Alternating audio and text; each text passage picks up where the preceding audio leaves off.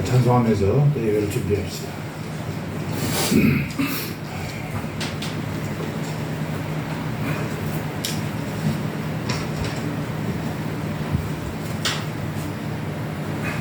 목사님, 기도해 주시겠습니까? 이따 저녁에 드시라. 예.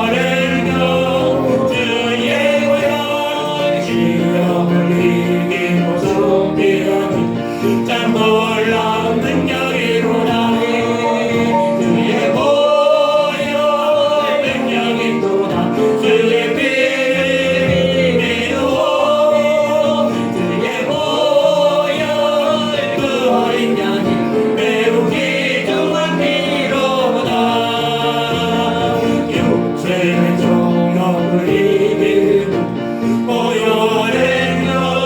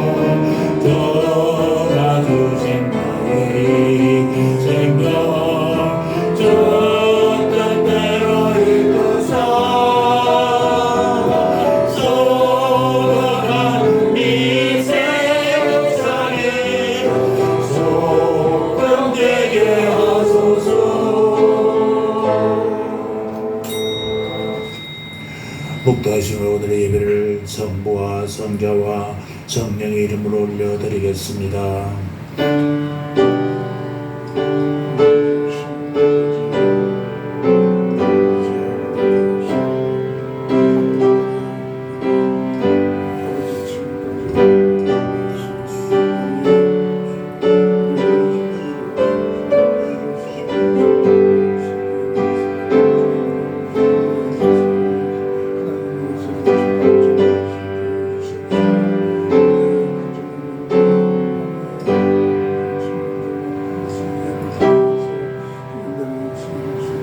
너희는 여호와께 감사하며 그의 이름을 불러 아뢰며 그가 행하신 일을 만민 중에 알릴지어다. 그에게 노래하며 그를 찬양하고 그의 모든 기사를 전할지어다. 그의 성호를 자랑하라. 여호와를 구하는 자마다 마음이 즐거울지로다. 하나님은 영이시니 예배하는 자가 신령과 진정으로 예배할지니라. 아멘. 할렐루야. 하나님, 우리 아버지, 집을 나간 당자를 기다리는 아버지처럼 죄인들을 향해 오래 참으시고 사랑으로 기다려주신 은혜에 감사를 드립니다. 세바에 시달리며 살던 저희가 거룩하고 복된 주일을 맞이하여 이렇게 하나님 아버지의 집으로 찾아왔나이다. 아버지의 집에는 모든 것이 풍족하오니 우리의 주린 영혼에 신령한 만나를 만족히 먹여주시옵소서. 죄에 물든 구습의 옷을 벗겨주시고 정결한 영으로 새 옷을 입혀주시옵소서. 오늘의 예배를 통하여 하나님 아버지께서 들려주시는 용서와 사랑의 음성을 들을 수 있게 하여 주시옵소서. 홀로 영광 받아 주시옵소서. 감사합니다. 예수님 이름으로 기도합니다. 아멘.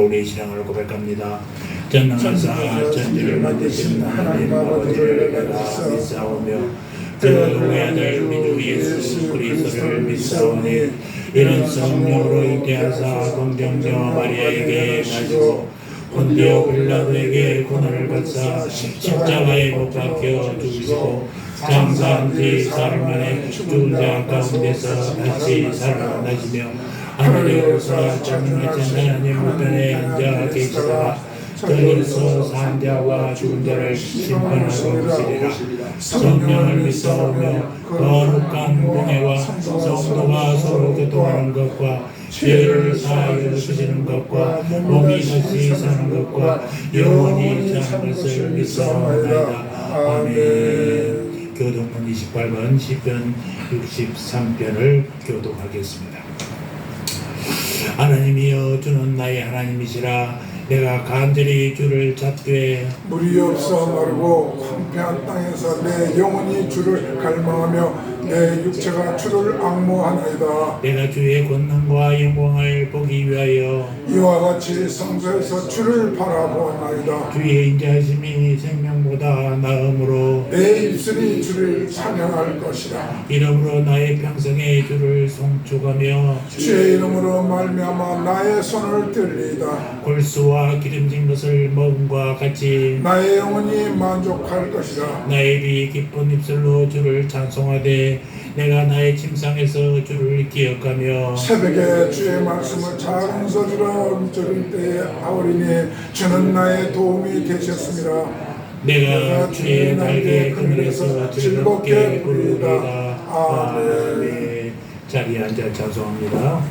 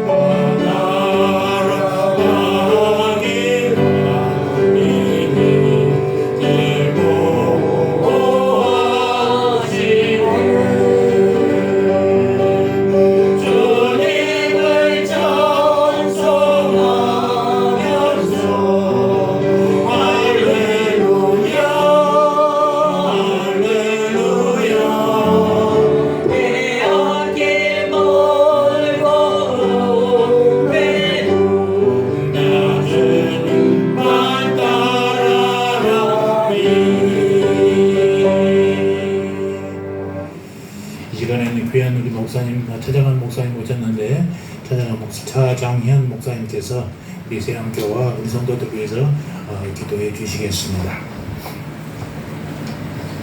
하나님 아버지, 복되고 거룩한 수일 저희들을 이 거룩한 성전으로 불러주신 것을 진실로 감사드립니다. 아멘. 이 시간 주의 은혜 받고자, 주의 그 크신 사랑 받고자, 주의 놀라우신 치료 받고자, 주의 말씀, 생명의 말씀 받고자 주의 성전으로 올라와사오니 오늘 성전에 올라온 모든 성도들에게 은혜 위에 은혜를 베풀어 주소서. 아멘. 아멘으로 말씀을 받아 아멘. 은혜 받고 치료받고 구원받고 성령 받아서 하나님을 존귀하게 섬기도록 복내려 주옵소서. 아멘. 세우신 목사님을 축복하시고 성령의 권능과 말씀의 권세로 축복하소서.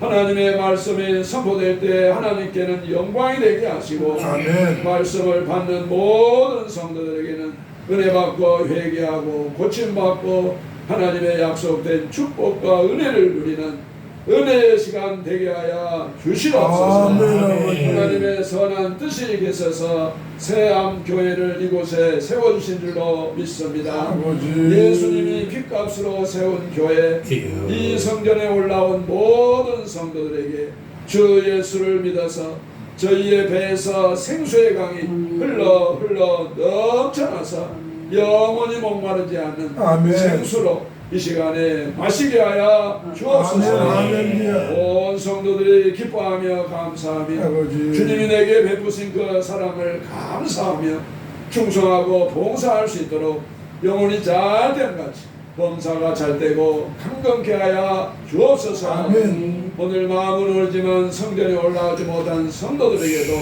은혜 베풀어 주셔서 아버지. 다음 시간에 다 함께 나와서 더 큰 은혜 받는 놀라운 정을 부어 주시옵소서. 아멘. 이 시간 영과 진리로 예배드리기를 원하는 모든 성도들에게 주의 은혜의 크신 은혜를 더하여 주셔서 아멘. 우리 하나님 영광 받으시고 저희 모두에게는 새 힘을 얻는 축복의 시간 되게 하옵소서. 아멘. 영광을 주님께 돌리옵고 이름도 없이 빛도 없이 수고하고 충성하고 교회를 섬기는 모든 주의 백성들을 축복해 주시기를 원하오며 아버지. 예수 이름으로 기도하옵나이다. 아멘.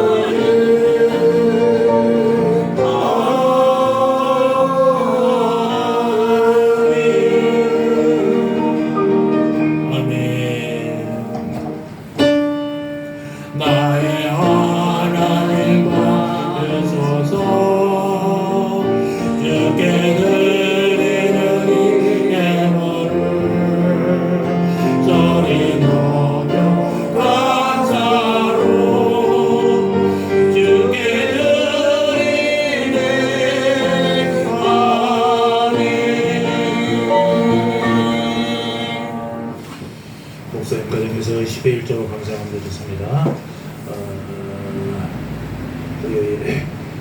윤영춘 장로님 가정에서도 10회 1조 드렸습니다. 집배한 차장현 목사님 감사함 드렸습니다. 드린 물주주의 손을 얹고 기도하겠습니다.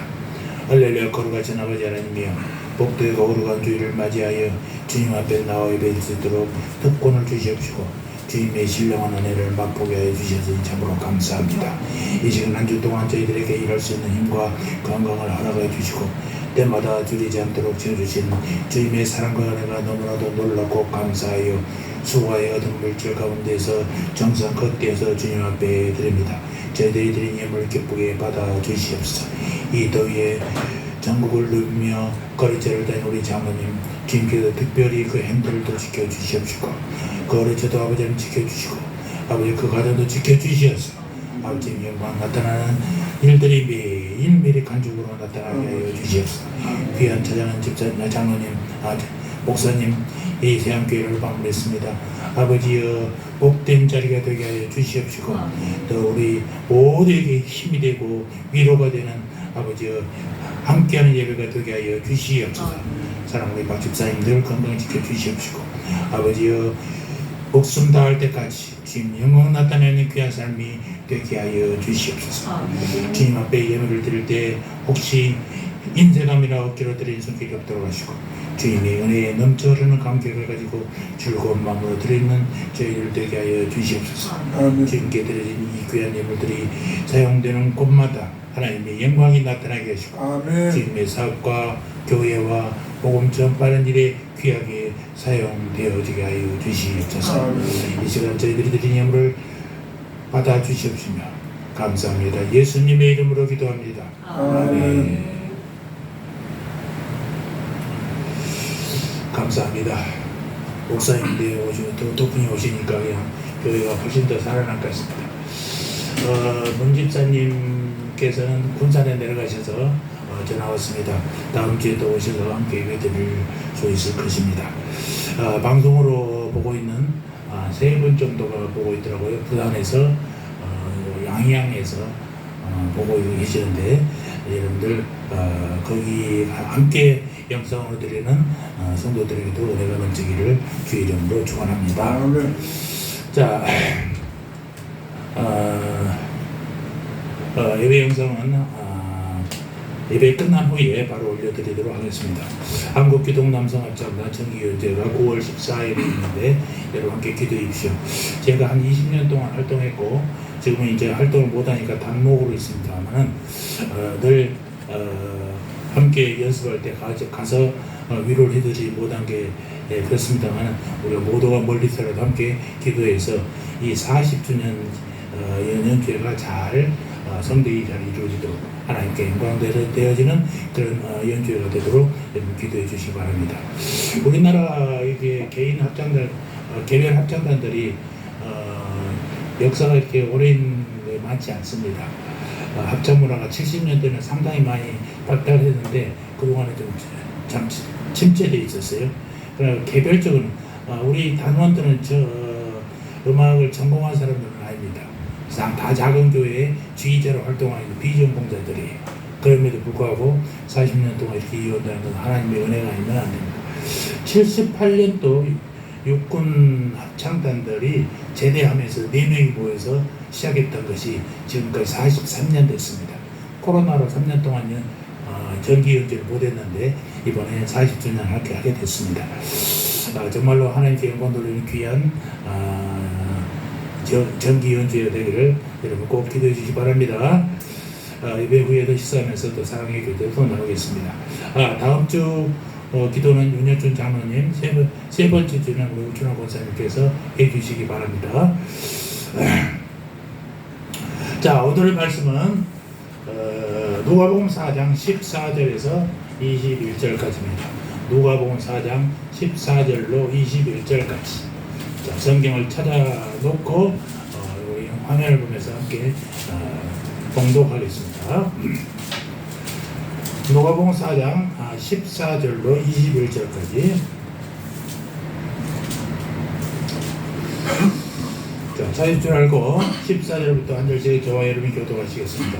예수께서 성령의 권능으로 갈릴리에 돌아가시니 그 소문이 사방에 퍼졌고 친히 그 여러 해당에서 가르치시는 사람에게 칭송을 받으시더라. 예수께서 그 자라나신 곳 나사렛에 이르사 안식일에 자기 규례대로 회당에 들어가사 성경을 읽으려고 서심해 선지자 이사의 글을 드리거늘 책을 펴서 그렇게 기록된 데를 찾으시니 주의 성령이 내게 임하셨으니 이는 가난한 자에게 복음을 전하게 하시려고 내게 기름을 부으시고 나를 보내사 보르된 자에게 자유를 눈먼 자에게 다시 보게 함을 전파하며 눌린 자를 자유케 하고 주의 은혜의 해를 전파하게 하려 하십니다 하였더라. 책을 덮어 그 맡은 자에게 주시고 앉으시니 회당에 있는 자들이 다 주목하여 보더라.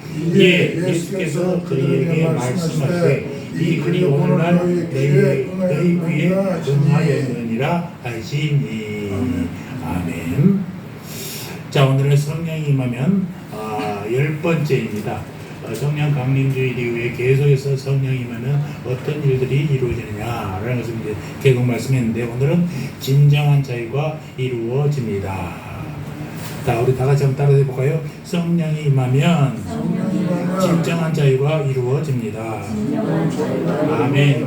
정말로 진정한 자유가 여러분들에게 임하시기를 주 이름으로 축원합니다. 오늘은 8월 첫째 주입니다. 8월 달하면 우리가 휴가 가기에 바쁘죠.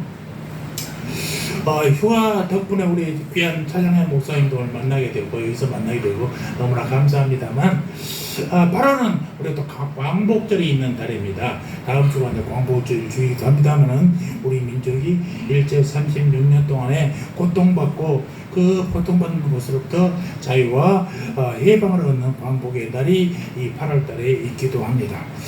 우리는 다행히도 광복과 한국 전쟁을 이후에 태어난 사람들입니다는 그래서 억압과 자유가 얼마나 귀한지는 직접 체험하지는 못했습니다만은 그러나 자유가 얼마나 소중한 것을 또 자유를 뺏겨본 사람들 자유를 억압당해 본 사람들만 절실히 느낄 줄 믿습니다. 우리는 종종 우리에게 무한한 자유가 있다고 생각하고 인생을 허비하며 살기도 합니다. 그러나 우리가 쓸 수 있는 자유의 시간은요 그렇게 많지 않아요. 그래서 우리는 늘 두 가지를 물어야 됩니다. 우리는 진정한 자유를 누리고 있는가? 또 한 가지는 우리는 지금 그 자유를 누리고 있는가? 우리가 진정한 자유 한가와 그 자유를 누리고 있는 것, 이 두 가지를 우리가 생각해 볼 필요가 있다라는 것입니다. 문제는 진정한 자유라는 거예요.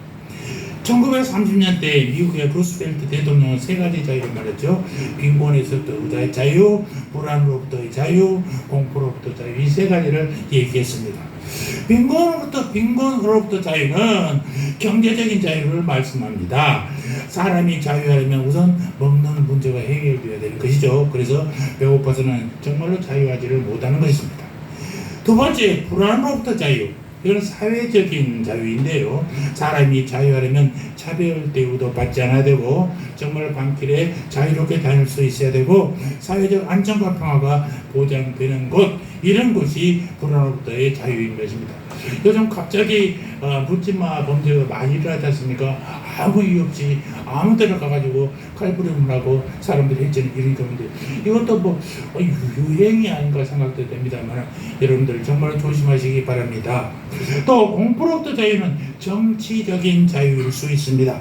사람이 자유하면 정치적으로 억압받지 않아야 됩니다. 남의 지배를 받거나 주권이 없으면 절대로 자유할 수가 없다라는 것이죠. 이런 점에서 우리는 거의 완전한 자유를 누리고 있어요. 지금 대한민국 말입니다. 1945년 일본으로부터 해방을 맞음으로써 우리 정치적 자유를 얻었습니다. 60년대 이후에 온 국민이 허리띠에 졸라면서 얼마나 새마을 운동을 많이 했습니까? 그러므로써 우리가 정말로 빈곤으로부터 자유를 얻었습니다. 사회적 자유가 조금 미진하긴 합니다만 그렇다고 살기 어려울 정도는 아니지 않습니까? 지역 간, 계층 간, 빈부 간 차이도 있고 남북 간의 긴장도 아직 남아 있습니다만은 그것 때문에 우리가 못 살 정도는 아니다라는 것입니다. 그런데도 여전히 우리가 부자유하는 것처럼 느끼고 있는 것입니다. 정치적으로 자유한데 우리는 아직도 당당하지 못하고 경제적으로 가질 만큼 다 가졌는데도 불구하고 얼굴은 좀 아프리카 흑인들만큼 얼굴이 죽어있는 사람들이 많단 말입니다. 도대체 우리를 부자유하게 하는 본질적인 이유가 무엇인가라는 것입니다. 이 주제로 고민하는 사람에게 오늘 말씀은 자유의 빛이 될 것입니다. 예수님이 자라신 나사렛 회당에서 하신 예수님이 자신의 설교가 누가복음 4장 오늘 본문 18절 19절입니다. 다시 한번 읽어볼까요? 시작. 주의 성령이 내게 임하셨으니 이는 가난한 자에게 복음을 전하게 하시려고 내게 기름을 부으시고 나를 보내사 포로된 자에게는 자유를 눈먼 자에게 다시 보게 함을 전파하며 눌린 자를 자유케 하고 주의 은혜의 해를 전파하게 하려 하심이라. 여기에서 예수님은요 주의 은혜의 해라는 말을 쓰고 계십니다. 이 말은 구약의 희년을 얘기하는 거죠. 희년 기쁠 희자의 기쁨의 해라는 뜻이 되죠. 하나님의 모세를 통해서 이스라엘의 애굽에서 나오게 해서 시내산에서 이렇게 한 후에 이 희년의 법을 주셨습니다. 하나님은 매 7년마다 안식일을 세우셨고 그 안식년이 7번 반복되는 다음에 곧 50년이 된 해를 희년이다라고 선포하셨습니다. 그리고 그 희년에는 3가지를 하게 돼 있어요. 그건 뭐냐? 첫째, 모든 빚진 자들에게 빚을 탕감해 주는 것입니다. 요즘에도 이런 희년이 참 좋겠죠. 우리에게도 정말 빚진 자들에게 사회길을 열어주는 하나님 얼마나 감사합니까? 이런 빚을 모두 탕감해 주는 거예요. 두 번째는 전쟁이나 빚 때문에 노예가 된 사람을 모두 다 해방시켰어요. 자유를 얻게 했단 말이에요. 그리고 세 번째, 힘이 없어 땅을 뺏긴 사람들에게 땅을 돌려줬어요. 토지 반환이 바로 그 세 번째입니다. 부채 탕감, 노예 해방, 토지 반환, 이 3가지가 희년에 항상 일어났던 것입니다. 그렇기 때문에 희년은 기쁨이에요, 은혜예요. 아무리 힘들고 어려워도 희년만 기다리면 모든 것이 싹 해결되니까 말이에요. 얼마나 희망적인 삶. 그렇기 때문에 희년은 기쁨이에요, 은혜의 해다라고 해요. 예수님이 이 희년을 말씀하고 계신 것입니다. 그리고 자신이 바로 이 희년을 이루러 오셨다라고 말씀하고 계시는 것입니다. 21절 다 같이 한번 보겠습니다. 이에 예수께서 저희에게 말씀하시되 이 글이 오늘날 너희 귀에 응하였느니라. 희년의 기본 정신은요 자유예요. 하나님은 그 백성에게 진정한 자유를 주시기를 원하셨습니다. 희년은 하나님의 백성에게 겪는 자유를 제외하는 모든 요소들을 제거해 준 해였다라는 것입니다. 부채 탕감은 빚을 없애줍니다. 노예 해방은 노예라는 신체적, 사회적 속박을 없애주신 것입니다. 노예제도는요 하나님의 형상으로 태어난 인간을 억압하는 가장 나쁜 제도예요. 하나님의 형상, 누구나 모두가 하나님의 자녀인데 누구는 힘을 가진 자는 그들을 부리고 힘이 없는 자는 당하고 사는 그래서 하나님의 논리는 맞지 않습니다. 그래서 소위의 독점을 없애고 모두가 함께 사는 나라를 만들고자, 이게 하나님의 나라 아니겠습니까? 그게 하나님의 뜻이었어요. 그리고 그것을 예수님을 통해서 이루셨던 것입니다. 그렇다면 예수님은 어떻게 희년을 이루셨을까? 예수님은 어떻게 하나님이 원하셨던 그 완전한 자유를 이루셨을까? 그 열쇠가 바로 18절의 첫 구절입니다. 다 같이 한번 다시 볼까요? 주의 성령이 내게 임하셨으니. 예수님이 선포하신 희년의 메시지 앞에 먼저 나온 말이 뭐예요? 주의 성령이 내게 임하셨으니. 예수님이 이루신 진정한 자유의 능력은 성령님에서 온 것이다 라는 사실입니다. 그런데 희년은 하나님의 뜻이고 아름다운 법이긴 합니다만 이루어지기는 정말로 어려운 법이지요.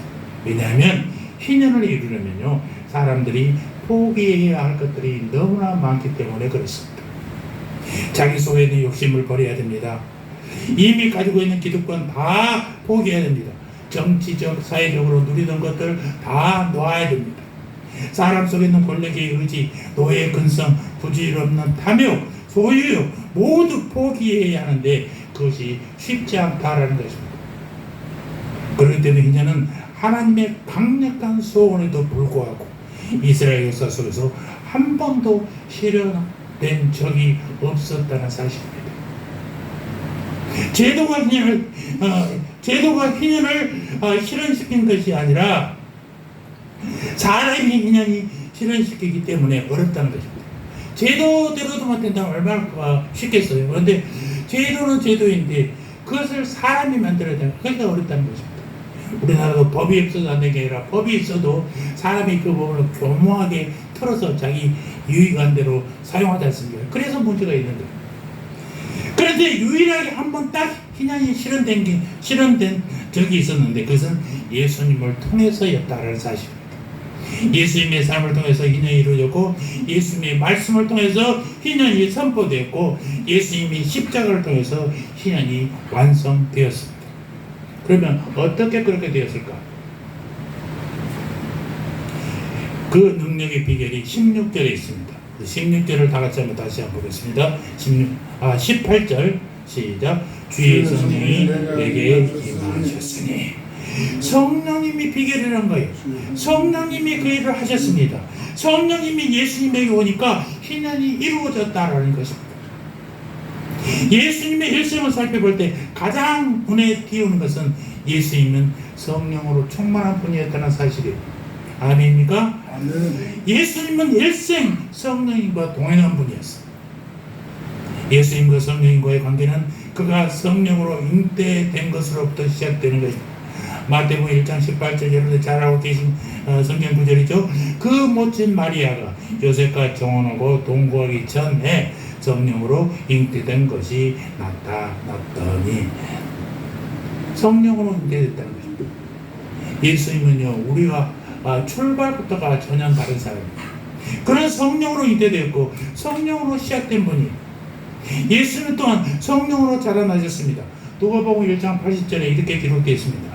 아기가 자라며 성령이 강하여지며 이스라엘에 나타난 날까지 빈들에 있으리라. 여기서 아기는 누구예요? 예수님을 얘기하는 것이죠.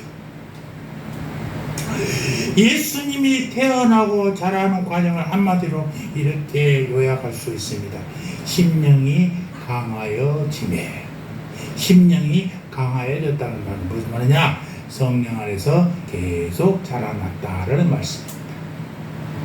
예수님 시대나 요즘 시대나 유대인들은 탁월한 교육 제도를 가지고 있지요. 가정, 율법, 그들의 교육의 중심입니다. 특별히 유대인들은 그 어머니 교육이 대단히 중요시합니다. 그래서 유대인 여자가 어디서 애를 낳더라도 유대인 국적을 가지고 있습니다. 우리는 미국 가서 나면은 미국 시민으로 얻을 수 있잖아요. 거기서는 항상 유대인들은 유대인 여자가 얘를 어디서 낳든지 유대인 국적을 갖고 있습니다. 가질 수 있습니다. 왜?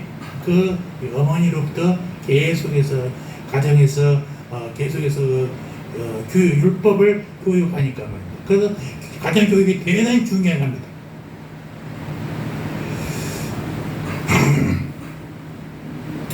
그러니까 예수님을 성장시킨 것은 탈무드가 아니에요.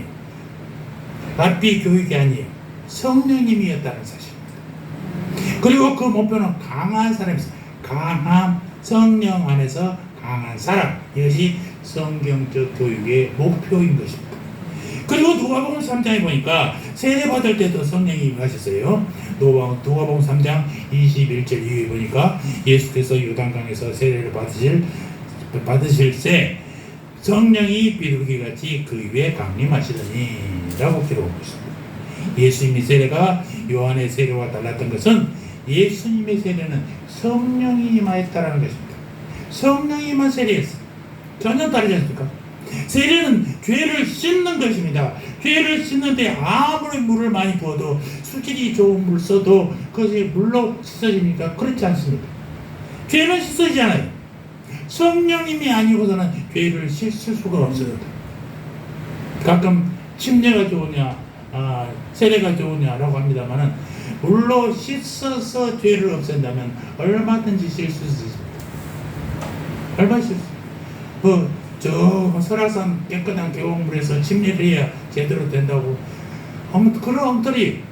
세례는요 물로 씻어서가 아니라 예수를 고백하는 자들, 그들에게 보여주는 형식이에요. 아멘. 그래서 너희들이 예수 믿고 죄를 씻은 것을 증명하는 것이 세례이지, 세례로 깨끗해진 게 아니에요. 여러분 착각하시면 안 됩니다. 아무리 깨끗한 물로, 아무리 많은 물로 물 깊이 들어가 있다고 해서 그것이 그 물로 죄를 씻을 수 없어요. 성령이 아니고는 절대로 씻을 수 없습니다. 예수님이 성령님을 의지하신 감동적인 장면 중 하나는 시험 받는 장면이에요. 예수님도 인간이었기 때문에 세상에서 시험 받고 유혹도 받는 것이죠.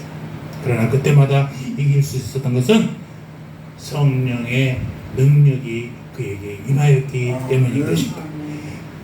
누가복음 4장에 그 말씀을 기록하고 있어요. 예수께서 성령의 충만함을 입어 요단강에서 돌아오사 광야에서 40일 동안 성령에게 이끌리시며 마귀에게 시험을 받으시더라. 예수님은 마귀의 시험보다 더 강한 성령의 능력을 의지했던 분이십니다. 우리 힘으로 마귀 사단을 이길 수 없어요. 어떤 유명한 목사님이 마귀의 IQ가 1500이래요. 왜 1500인지 아십니까? 인간의 150이면 천재라고 그러잖아요. 천재보다 10배는 많다는 겁니다. 우리의 능력으로는 안 된다는 거예요. 누구의 힘으로? 성령의 능력이 아니고서는 도저히 사단 마귀를 이길 수 없다는 사실을 비유해서 마귀의 IQ가 1500이다라고 말씀하고 계시더라고요. 여러분, 우리에게 문제는 뭐냐? 시험이 있기 때문에 문제가 아니라 시험은 언제나 있을 수 있어요. 그러나 성령의 능력이 없기 때문에 문제라는 것입니다.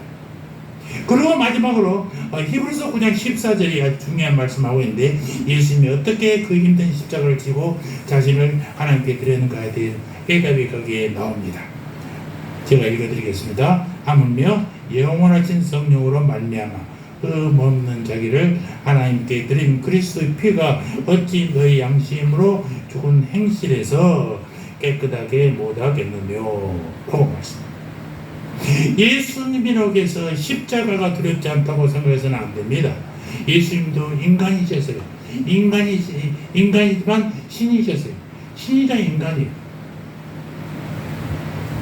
그래서 십자가도 예수님도 가능하면 피하고 싶었어요. 그 기도에 우리가 충분히 느낄 수 있지 않습니까?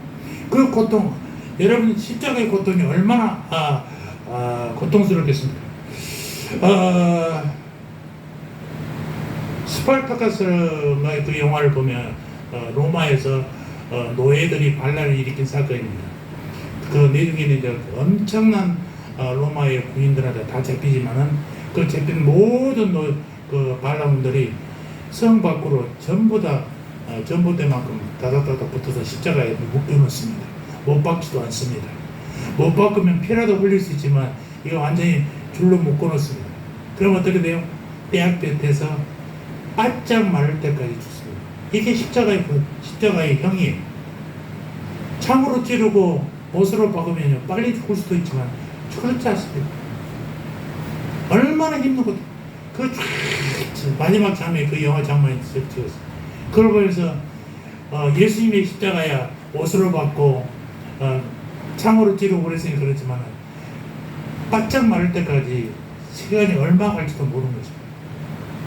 정말로 잔인한 형틀이 이 십자가예요. 그런 십자가를 지고 골고다에 오를 수 있었던 능력은 성령님에서 왔다는 것입니다. 하물며 영원하신 성령으로 말미암아 흠없는 자기를 하나님께 드린 그리스도의 피가. 예수님의 일생은 성령을 의지하는 일생이었어요. 제자들이 없이도 살고 심지어 먹을 것이 없어도 살았지만은 성령님 없이 예수님은 존재할 수가 없었습니다. 저와 여러분도 성령님의 도움 없이는 한시도 살 수 없다고 고백하는 우리들 다 되시기를 주의 이름으로 축원합니다. 성령의 도움을 받지 않고서는 무엇보다도 진정한 자유를 누릴 수 없다는 것을 절실히 인정해야 될 것입니다. 그러면 어떤 자유냐라는 게 중요하죠. 18절을 순서대로 보겠습니다. 첫째는 주의 성령이 내게 임하셨으니 이는 가난한 자에게 복음을 전하게 하시려고. 예수님이 말씀하신 첫 번째 희년은 가난한 자에게 복음을 전하는 것이었어요. 이것을 구약의 희년과 비교하면 가난한 사람의 빚을 탕감해주는 부채 탕감하는 것과 같은 것이죠. 예수님 시대의 사람들은 매우 가난했어요. 그들이 가난했던 이유는 물론 잦은 가뭄과 물 부족으로 늘 이렇게 농사가 잘 안 됐을 뿐만 아니라 로마와 헤롯의 과도한 세금 때문에도 엄청나게 뜯어갔거든요. 또 하나의 이유가 있다면 빚 때문이래요. 빚은 가난해서 먹고 살기 어려울 때 호구지책으로 빌리는 돈이잖아요. 빚이 얼마나 무서운지 카드 빚을 보면 알 수 있지 않습니까? 계속해서 늘어납니다. 카드빚 때문에 강도질도 하고, 카드빚 때문에 어린이 유괴도 하고, 카드 때문에 자살할 사람도 많이 나타나는 것이 현실입니다. 쉽게 빚을 지니까, 어떻게 대책도 없이 무조건 빚을 지니까 이런 현상들이 나타나는 거죠. 빚을 진 사람에게 복음은 뭐겠어요? 빚을 없애주는 거예요. 빚을 그대로 두고서는 결코 자유할 수가 없습니다. 도대체 이 빚을 어떻게 해결하고 가난으로부터 벗어날 수 있겠습니까? 이를 위해서 우리는 먼저 가난에 대한 하나님의 음성을 드려야 됩니다. 신명기 15장 14절 한번 찾아보시겠습니까? 신명기 15장 14절. 신명기 15장 14절 우리 같이 한번 찾아봅시다. 시작. 땅에는 언제든지 가난한 자가 그치지 아니하겠으므로 내가 네게 명령하여 이르노니 너는 반드시 네 땅 안에 네 형제 중 곤란한 자와 궁핍한 자에게 네 손을 펼지니라. 여기에 하나님의 가난에 대한 이해를 볼 수 있어요. 땅에는 언제든지 가난한 자가 그치지 아니하겠으므로. 하나님은 가난은 인간 삶의 필연적인 현상이다 라고 이렇게 본 것입니다. 그것은 어떤 제도를 해도 마찬가지. 여러분, 자본주의로 하면요, 부익부 빈익빈의 사회를 만들어냅니다. 그래서 안 되겠다, 사회주의를 만들자, 모두가 공평하게 먹고 살자. 그런데 북한은 어떻습니까? 엄청나게 먹고 살지 못해서 못 먹어서 죽는 사람들이 막 나오잖아요. 가난은 사회제도의 산물이 아니에요. 인간 죄악의 산물이라는 사실을 우리가 인식을 달리해야 됩니다. 아무리 유토피아 같은 세상을 살더라도 가난은 절대로 없어질 수 없어요. 독점하는 사람과 권력이 생기기 때문에 그렇습니다. 독점은 죄에서 나오는 것이죠. 하나님의 가난을 운명적으로 받아들이겠다고 생각하면 안 된단 말입니다. 가난은 절대로 좋은 것이 아니에요. 하나님의 선한 뜻도 아니에요. 그러나 제도를 바꾼다고 가난이 없어집니까? 그렇지 않습니다. 왜?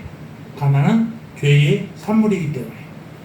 그래서 땅에는 언제든지 가난한 자가 그치지 않는다라고 말씀하고 계시는 거예요.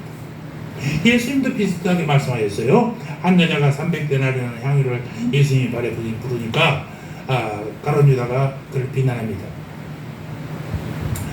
그 얼마나 큰 돈인데 그것을 그렇게 벌어버려? 그것으로 가난한 자를 도와줬으면 얼마나 많은 사람을 도와줬겠는데. 그러고 야단칠 때 예수님께서 말씀하십니다. 가난한 자들은 항상 너희와 함께 있으니 아무 때라도 도울 수 있거니와 라면서, 가난한 자들은 항상 너희와 있다는 것입니다. 이것이야말로 가난에 대한 예수님의 탁월한 통찰력이에요. 정권이 바뀌고 제도가 바뀌면 가난이 해결됩니까? 안 됩니다. 새로운 윤석열 정부가 들어서면서 경제적인 해결을 그렇게 외쳤는데 될지 않았어요. 기대했어요. 그건 지금 최악의 수치를 나타나고 있습니다. 심각합니다.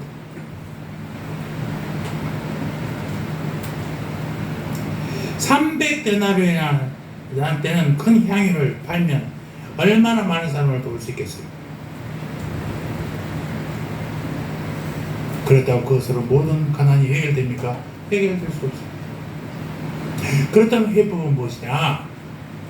신명기 15장 아까 읽었던 14절의 말씀, 땅에는 언제든지 가난한 자가 그치지 아니하겠으므로 내가 네게 명령하여 이르노니 너는 반드시 내 땅 안에 내 형제 중 곤란한 자와 궁핍한 자에게 네 손을 펼지니라. 손을 펼 수밖에 없어요. 가진 자가 없는 자에게 손을 펼 수밖에 없단 말입니다. 곤란한 자와 궁핍한 자에게 네 손을 펼지니라. 중요한 것은 그 앞에 있는 말이에요. 뭐라고 있어요? 내가 네게 명령하여 이르노니. 하나님의 명령입니다. 손을 펴라 명령합니다. 왜 명령합니까? 그렇게 안 하면요 가난한 사람이 죽기 때문에 그렇습니다. 내 손을 펴야 됩니다. 내가 먼저 펴지 않으면 다른 사람들이 펴지 않습니다. 말을 듣지 않아요. 옷값을 깨뜨린 여인을 비난하는 것이 능사가 아니라 자기 것을 깨뜨려 가난한 자에게 주는 것이 중요하단 말씀입니다. 자기 것을 내놓지 않고 부자들만 비방합니다. 그렇게 해서는 이 땅의 가난 문제는 결코 해결되지 않습니다. 저희들이 12월 달에 구세군 자선남비를 통해서 모금운동 되어 왔습니다. 지금은 이제 우리 나눔과 기쁨 자체 모금 활동합니다만은 번지락에 옷 입고 넥타이 메고 지나간 사람들은 1,000원짜리 하나 넣는 거 잘 못 봤습니다. 처음에 구세군 냄비를 딱 걸쳐놓고 우리도 처음 경험하니까 혹시나 누가 올까 잠시 우리 송파에서는 잠실 사거리가 제일 사람들이 많이 다니는데 거기는 구세군이 딱 자리를 잡고 있으니까 우리가 갈 수가 없습니다. 중요한 데는 구세군들이 다 잡고 있어요. 잠실 지하철 문이 4개, 출입구가 4개 있는데 거기 4군데 다 있는데 한 군데 한 100만 원씩 나옵니다. 한 달에. 하루에 엄청 나오죠. 그런데 우리는 이제 그걸 할 수 없으니까 신천, 지금 세내 여기인들을 갔습니다.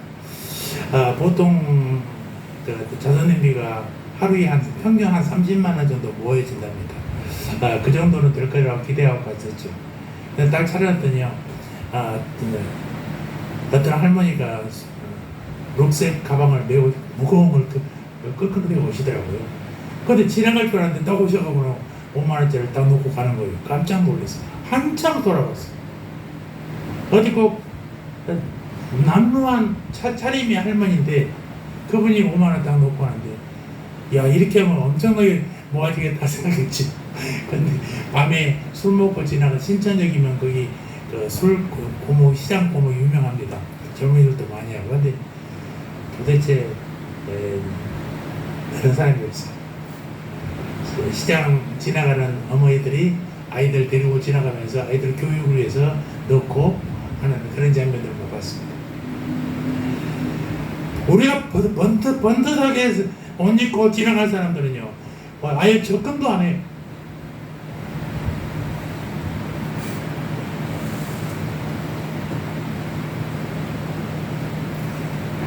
우리가 손을 내가 먼저 펴지 않으면요 아무도 펴지 않는다는 사실을 절실하게 우리가 체험하는 거예요.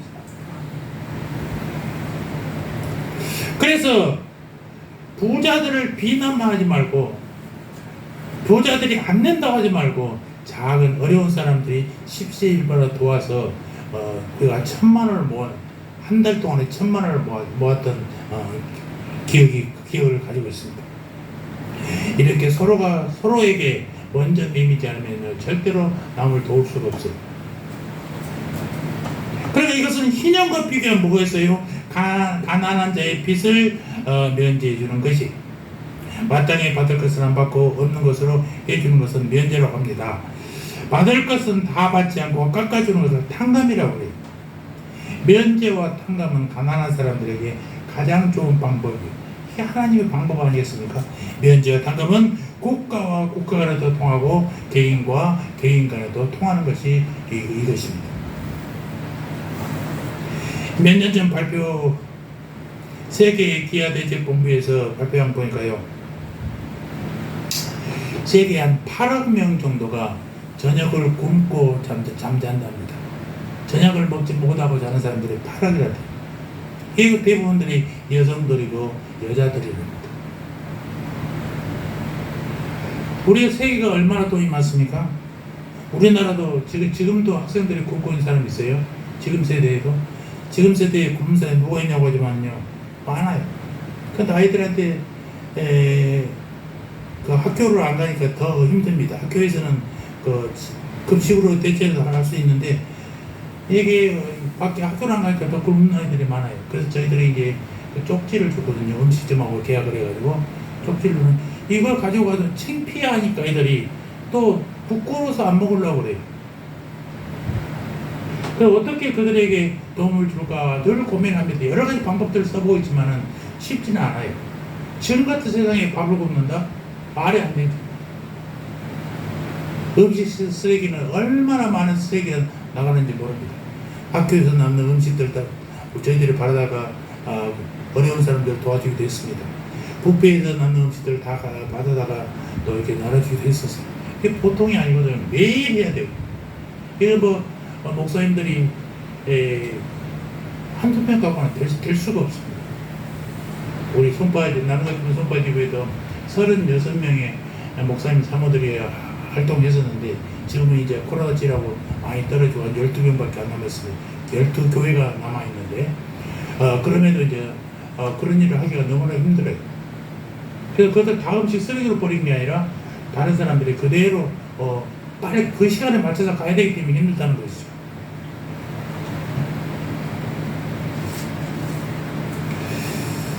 세계는 지금 가난해서 굶는 게 아니라 서로가 내놓지 않으니까 굶게 되는 것입니다. 가난한 자의 빚을 갚아주지 않아서 가난한 게 아니라 더 가난해지고 있어요. 말하건대 북한이 핵을 폐기하고 한반도의 영구적인 안정을 이룰 책임만 있다면 정말 우리나라가 올라가서 기반 시설도 닦아주고 그들에게 먹고 살 것도 다 공급하고 얼마나 좋겠어요. 우리나라 실업자도 해결하고 그런 날이 빨리 오기를 기도합니다. 그래서 남북 통일이 이루어져야 돼요. 사실 인류의 최초로 빚을 갚아준 분이 바로 예수님이라는 것입니다. 히브리어로 빚이라는 단어는 죄라는 단어와 그 어원이 똑같아요. 빚과 죄의 어원이 같다는 것입니다. 왜냐하면 죄는 빚이고 빚과 같고 빚은 죄와 같기 때문에 그런 거예요. 그런데 이 빚을 예수님이 십자가에 올라가서 다 갚아주셨어요. 아버지, 저들의 죄를 사하여 주옵소서. 저들의 죄를 알지 못합니다. 그리고 선포했잖아요. 다 이루었다. 이 말을 모든 잉글리시 영어 번역본에 보면 이렇게 번역되어 있더라고요. 하나님, 저들의 빚을 갚아 주옵소서. 저들의 빚이 저들을 죽음으로 몰고 가고 있습니다. 그리고 숨을 쉬면서 마지막 숨이 넘어가기 전에 내가 빚을 다 갚았다 라고 번역하고 있습니다. 이것이 십자가는요, 빚 갚는 것이에요. 십자가의 삶은 빚 갚는 삶이에요. 자유는 빚을 갚는 데서 온다는 사실입니다. 다른 사람이 허물 하나를 용서하면 그만큼 빚 하나가 없어지는 거예요. 그리고 나는 자유하게 되는 거예요. 다른 사람이 실수 하나를 면제하면 그만큼 내 속에 빚이 줄어들어서 나도 평안해지게 된다라는 얘기입니다. 아무런 대가 없이 공짜로 빚을 갚아주신 주님, 나도 남의 빚을 갚게 하옵소서. 이런 기도를 우리가 드려야 돼요. 가난의 빚을 탕감하게 하시고 허물의 빚을 면제해 주세요. 기도해야 된단 말이에요. 예수님 말씀하신 두 번째 희년은 18절 포로된 자에게 자유를입니다. 포로된 자에게 자유는 구약의 희년이 말하는 노예 해방을 말하는 거예요. 희년이 되면 모든 이스라엘 노예들은 석방돼야 돼요. 레위기 25장 10절의 말씀, 제 50년을 거룩하게 하여 전국 거민에게 자유를 공포하라. 이 해는 너희에게 희년이니 너희는 각각 그 기업으로 돌아가며 각각 그 가족에게로 돌아갈지며 라고 했습니다. 여러분, 노예의 비참한 상태를 아십니까? 아마 우리 중 누구도 노예 생활의 처참한 것을 체험한 사람이 없기 때문에 이해하기는 어렵습니다. 그러나 이것만은 분명히 하나님은 어떠한 경우에도 노예 제도를 원치 않으신다는 사실입니다.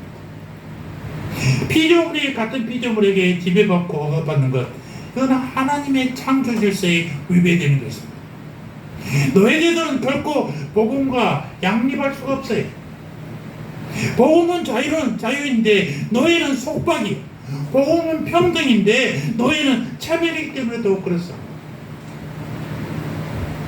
그래서 역사적으로 노예제도를 반대하고 그것의 퇴폐를 위해서 목숨 걸고 싸웠던 그리스도인들이 있었어요.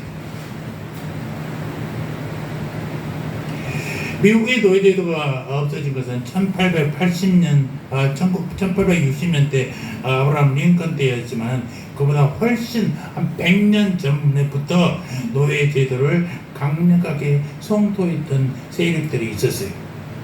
그 세력들 중에 제일 선봉에 선 사람이 퀘이커 교도들이었어요. 평화와 인류의 애를 높은 가치로 여긴 이들이 복음은 자유라고 외치면서 노예제도를 반대했습니다. 그들이 붙들었던 말씀은 갈라디아서 5장 1절의 말씀이에요. 그리스도께서 우리로 자유케 하려고 자유를 주셨으니 그러므로 굳세게 서서 다시는 종의 멍에를 매지 말라. 이 말씀을 붙들고 노예제도를 했던 퀘이커 교도들. 그래서 그들이 1754년도에 흑인을 소유하는 것에 대해서 고려해야 할 것들, 모든 기독교 교단의 지도자들에게 보함이라는 소책자를 내갖고 각 교단에 뿌리기 시작했어요. 그래서 그 책에서 무엇을 주장하느냐? 흑인을 사서 노예로 삼는 일이 얼마나 큰 죄가 되는가? 그것은 모세의 율법에 의하면 사람 절도죄에 해당하며 사형에 처할 죄이며 자신을 십자가에 못 박고 우리에게 영원한 자유를 준 복음적 사랑의 원리와도 맞지 않고 하나님 사랑과 성령의 지배하에 있는 성도의 삶에 결코 맞지 않는다라고 강조했던 것입니다. 그러면서 모든 기독교 지도자들 자발적으로 노예를 해방하자라고 주장했던 사람들이었어요. 그런데 이것은 엄청난 사회적인 도전에 부딪혔습니다.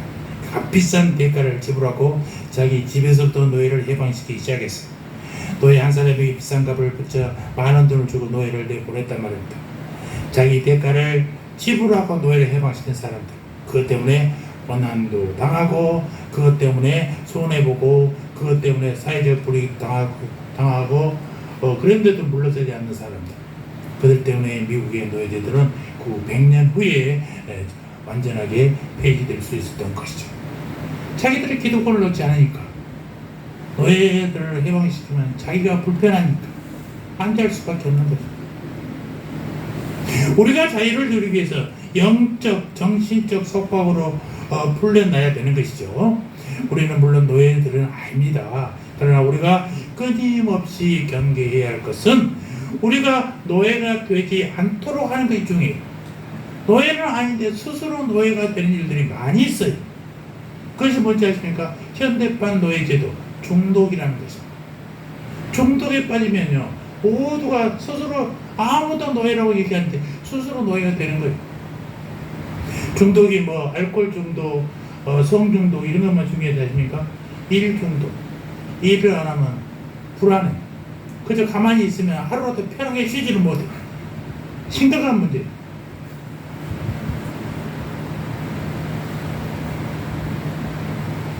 중독이라는 말의 라틴어 어원은 어떤 일에 양보하는 것, 굴복하는 것을 의미합니다. 어떤 일에 붙잡혀 감금되거나 노예가 되는 것을 우리가 중독이라고 그런다니까. 노예 제도는 없는데 우리 스스로가 노예가 되는 거예요. 여러분, 그 중독에서 해방되시기를 바랍니다. 모든 중독에는 공통점이 있어요. 뭐냐? 중독은 중독자를 완전히 통제해버려. 중독은 언제나 괴로움을 동반해. 그러나 중독자는 중독된 것으로부터 스스로 빠져나올 수 없어요. 이게 무서운 거죠. 예수님의 예방자예요. 요한복음 8장 31절에 이하에 뭐라 합니까? 그러므로 예수께서 자기를 믿는 유대인들에게 이르시되 내가 내 말에 거하면 참 내 제자가 되고 진리를 알지니 진리가 너희를 자유케 하리라 라고 말씀합니다.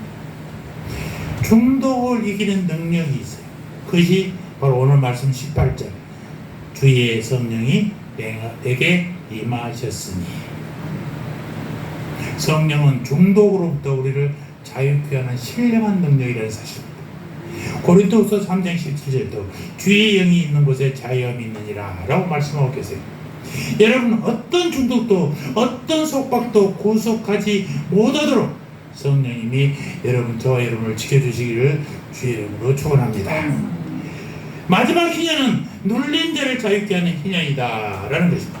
구약의 희년으로 이것을 비교하면 땅의 문제이죠. 왜냐하면 사람들이 눌려 사는 가장 중요한 이유가 소유의 문제이기 때문에 그렇습니다. 서울의 경우에 한 6%의 재벌들이 서울 땅의 60%를 차지하고 있답니다. 6%. 어제도 아침에도 오면서 사모하고 저기 빈 땅 100평만 있으나 이랬습니다. 서울의 땅 100평만 있어도 부자 아니겠어요? 시골에는요 쓰라게도 안 쓰는 땅이 많은데 서울은 쓰고자에도 쓸 땅이 없습니다. 남아있지 않아. 희년은 이 소유와 물력으로부터 자유를 선포하는 거예요. 그래서 레위기 25장에 토지를 영영히 팔지 말 것은 토지는 다 내 것임이라 너희는 나그네여 우고하는 자로서 나와 함께 있느니라. 내 것에 나는 누구예요? 하나님. 이게 다 하나님 겁니다. 여러분이 등기에서 여러분이 이름 돼 있더라도 누구 거예요? 하나님의 거라니까요. 그럼 내 것으로 주장하시면 그건 문제가 있습니다. 성경이 말하는 땅의 법칙은 뭐지? 몇 개, 세 가지가 있는데 첫째는 땅은 하나님의 것이라는 사실. 그래서 사람이 팔지 못한다. 하나님 것을 너희들이 팔지 못한다는 거예요. 그리고 7년에 한 번쯤 반드시 땅을 쉬게 해야 된다라는 얘기입니다. 그래서 유대인 가운데 두 사람이 어느 날 땅의 소유권 문제로 막 심하게 다투고 있었답니다. 랍비가 지나가다가 그들을 봤어요. 너희들 뭐 때문에 그렇게 싸우고 있느냐라고 얘기하니까 이게 내 땅인데 서로 내 땅을 주장하고 있잖아요. 그 땅이 안 납니다. 얘기하고 있어요.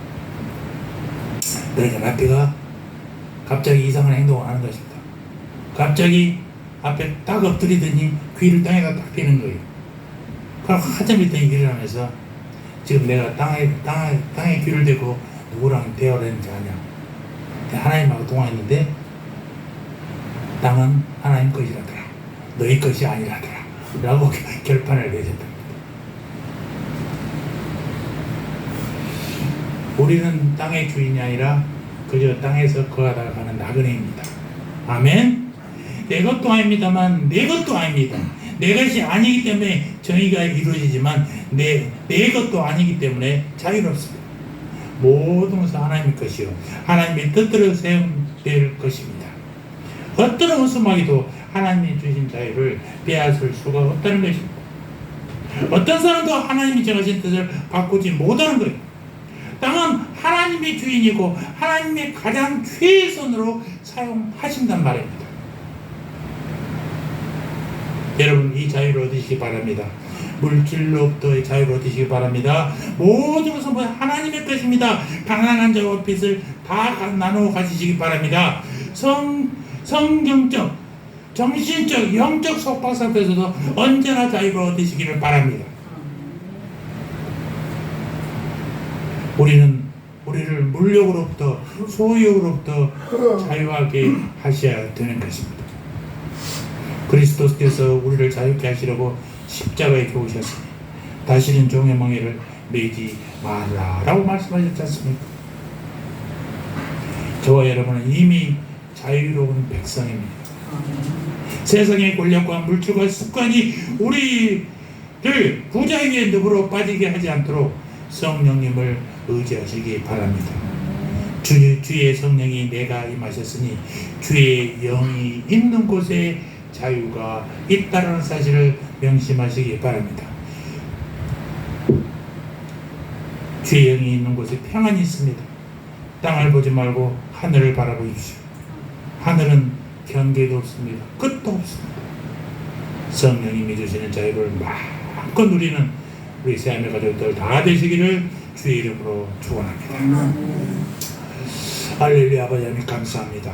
오늘 또 말씀으로 우리를 위로하시오니 참으로 감사합니다. 세상을 이기기 위해서 성령님이 임해야 될 줄 믿습니다. 구약에서 희년을 통해 자유를 주셨듯이 예수님을 통해 성령을 부어주셨으니 주님 주신 자유를 누리게 하여 주시옵소서. 물질로부터 자유케 하옵소서. 영적 속박으로부터 자유케 하여 주시옵소서. 종의 멍에에서 자유케 하여 주시옵소서. 주님의 영이 있는 곳에 자유함이 있음을 믿게 하여 주시옵소서. 성령님 주시는 자유를 누리는 성도의 삶이 되게 하옵소서. 감사합니다. 예수님 이름으로 기도합니다. 아멘.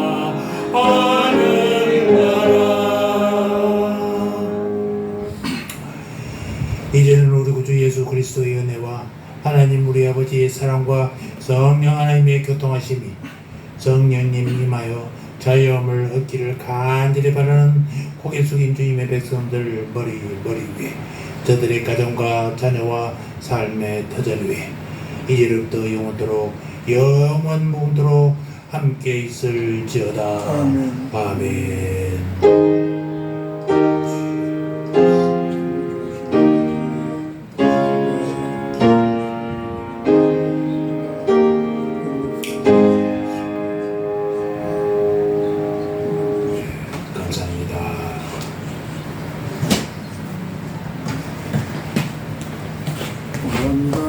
감사합니다.